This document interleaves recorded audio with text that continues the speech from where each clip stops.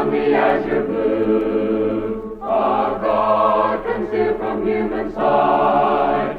He tinted skies with heavenly hue, and framed the worlds with His great might. There is a God. In a previous answer, we noted that a man by the name of Sam Harris brought up this particular objection in his book entitled Letter to a Christian Nation.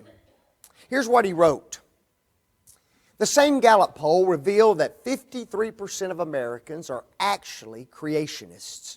This means that despite a full century of scientific insights attesting to the antiquity of life and the greater antiquity of the earth, more than half of our neighbors believe that the entire cosmos was created 6,000 years ago.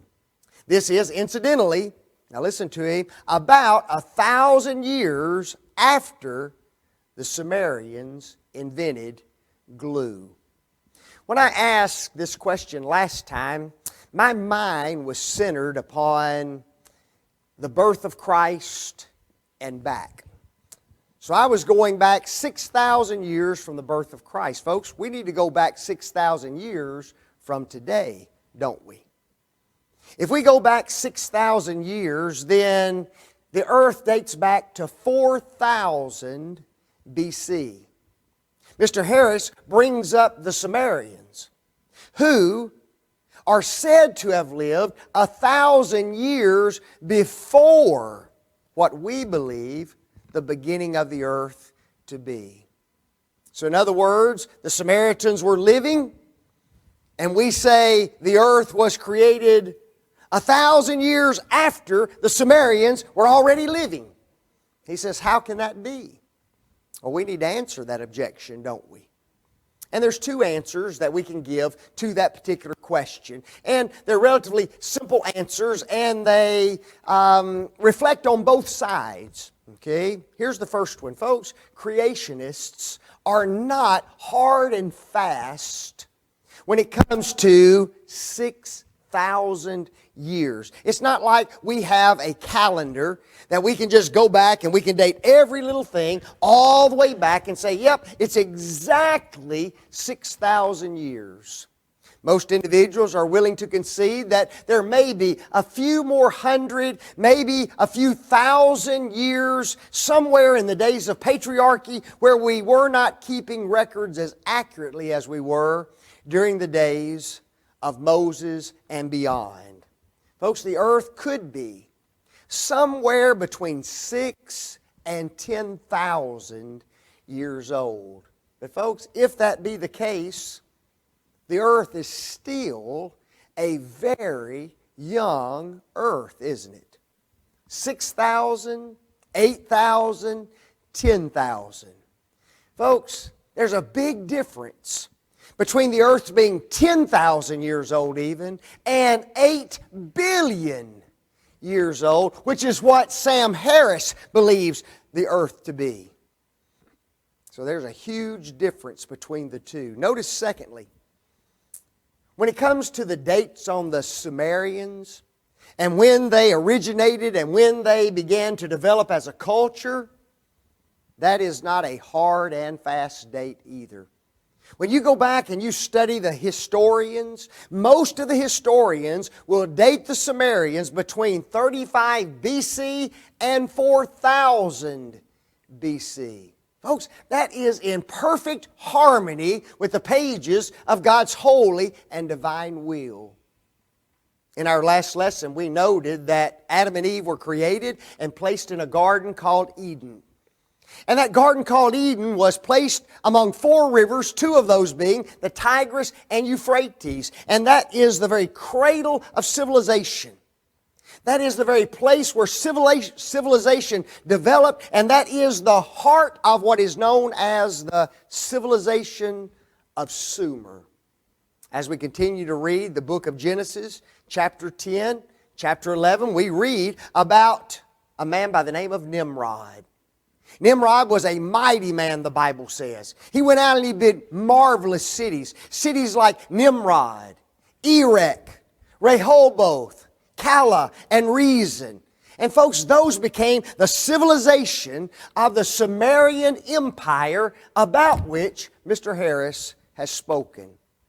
In other words, what we're saying is this: neither he nor we know the exact date of when man was created, nor when the Sumerians became a world empire.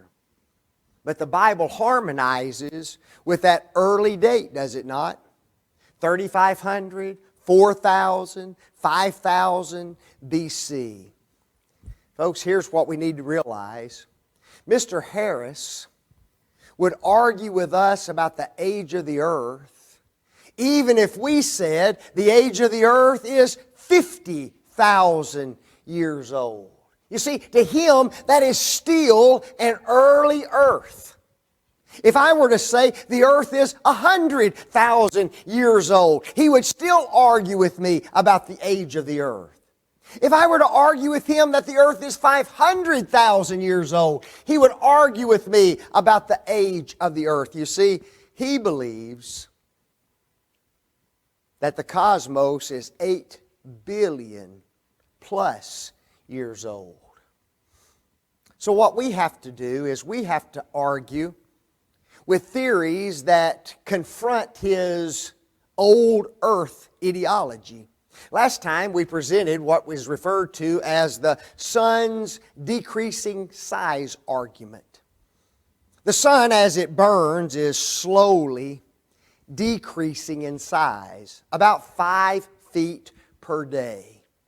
Now what that means is this: if we take the size of the sun presently and we go back in time, we can see how large the sun was originally when the world was created. Now, if we go back 6,000 years, the sun is approximately the same size that it is even today. That's amazing, isn't it? But if we go back 8 billion years, folks, the earth is in the very center of the sun at that particular time, and evolution has to occur in the heart of the sun. That's the most ridiculous thing that you could possibly imagine. Let me give you another argument. It's called the population estimates relative to the earth. Evolutionists believe that man has been on this planet 2 to 3 million years. Now keep that in mind, 2 to 3 million years. Let's assume for a moment that humanity began with 2 humans. Didn't it have to happen that way?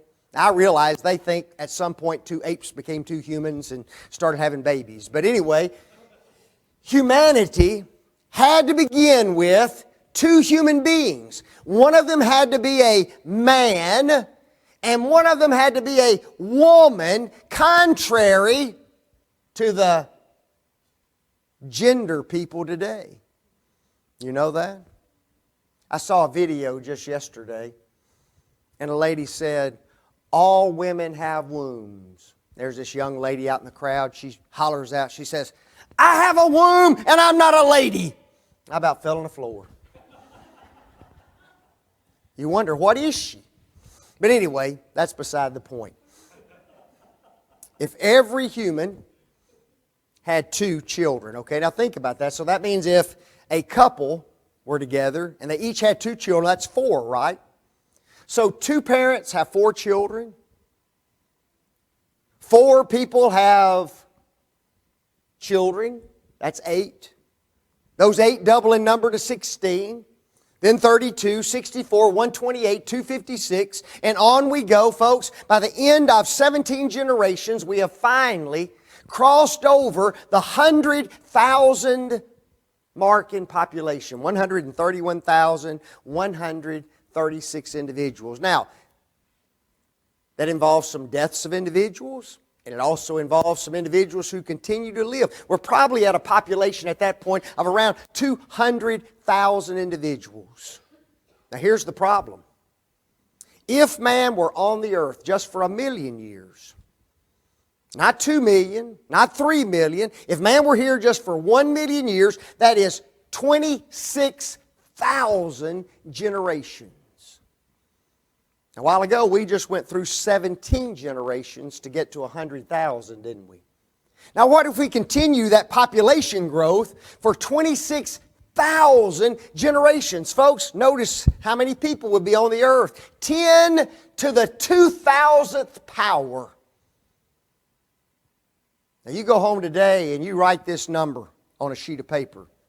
That is a 10 with 2,000 zeros attached to it.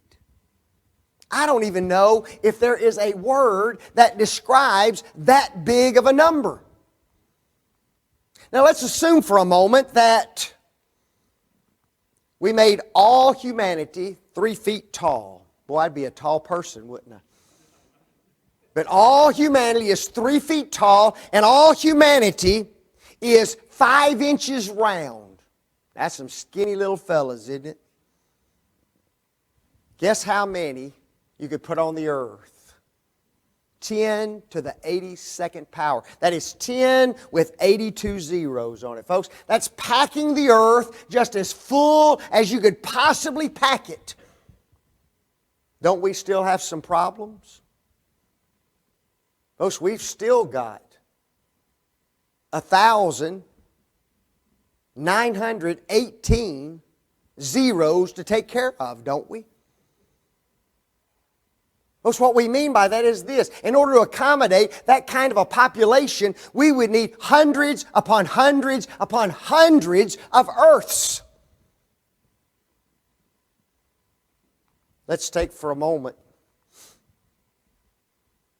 our view. We believe that the earth is about 6,000 years old. Folks, that means that there have been 113 generations that have transpired. If that be the case, the population should be 6.7 times 10 to the 9th power. That's 10 with 9 zeros. You want to know what the Census Bureau tells us the population is today? 6.9 times 10 to the 9th power.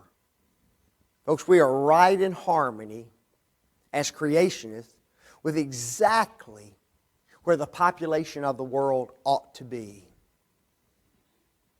So we're not the crazy ones in this matter. They're the ones who need to deal with population. They're the ones that need to deal with the size of the sun, don't they? You see, when you look at all the evidence, we live on an early, young earth, not an old earth, as the evolutionists would have us to believe.